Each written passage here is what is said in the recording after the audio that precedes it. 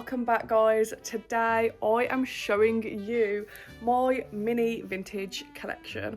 It's not big, I'm not gonna lie, I'm not gonna say it's the greatest, but I do have plenty of bits and bobs like ornaments and stuff from the 80s and the 90s and the 2000s, which are technically vintage, but I don't like to admit that they're vintage because that would make me vintage as well.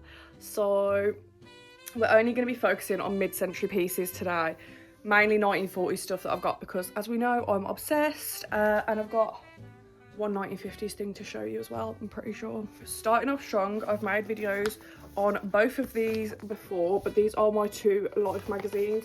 Boy, oh boy, they are thick. I think they've got like over 100 pages in them or something. Oh, 100, sorry, each. They are thick and they are massive and I absolutely love them. This one is from the 7th of August 1944 and this one is from the 7th of June 1943.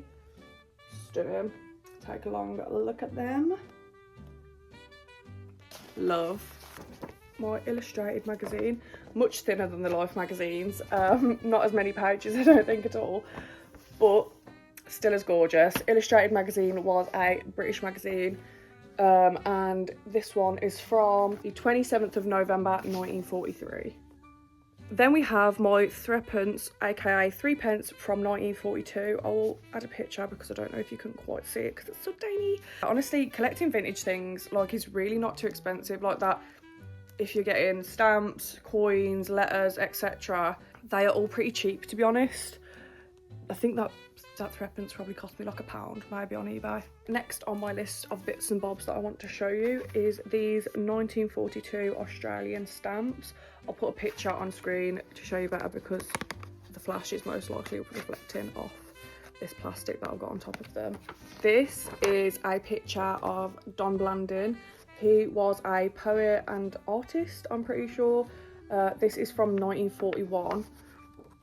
He was like obsessed with Hawaii as well. So he moved to Hawaii and made a lot of art about Hawaii, hence this kind of tropical-esque picture that he's posing for.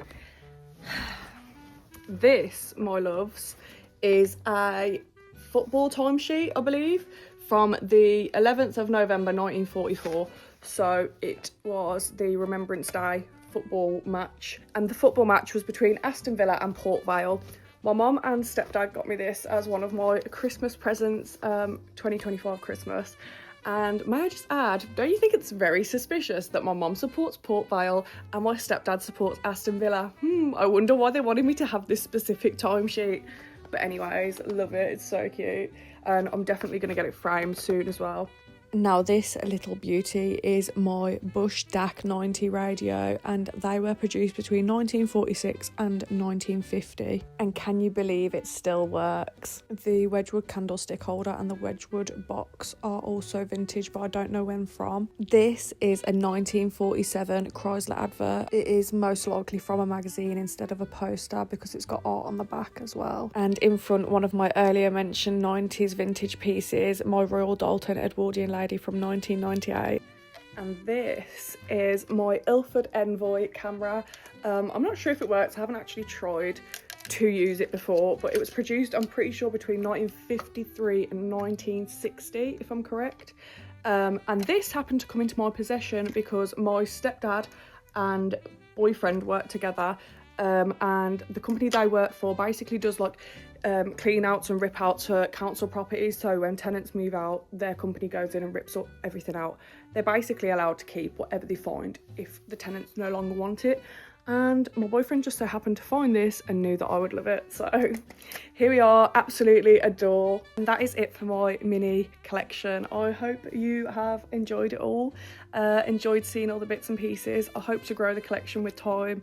Thank you so much for watching and I hope to see you all again soon. Mwah.